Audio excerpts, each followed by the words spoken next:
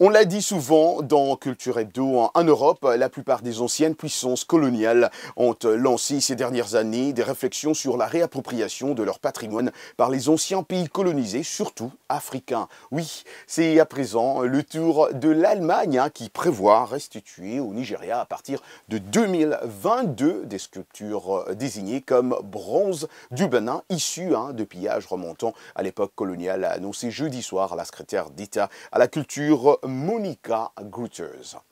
Les musées devront d'ici au 15 juin publier une liste détaillée de l'ensemble des bronzes en leur possession. Une nouvelle réunion fin juin devra déterminer le calendrier des restitutions.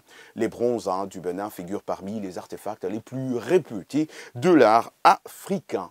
Une bonne nouvelle pour les artistes africains en tout cas.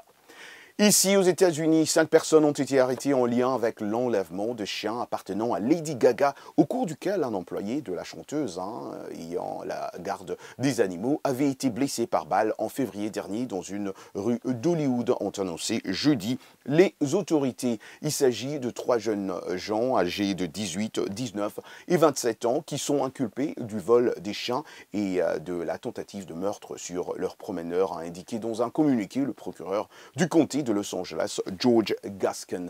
Les 2 autres suspects sont considérés comme des complices. Parmi eux figure une femme de 50 ans qui avait restitué les bulldogs français 2 jours après le vol. Les bulldogs français sont une espèce relativement rare et recherchée qui peut se vendre plusieurs milliers de dollars.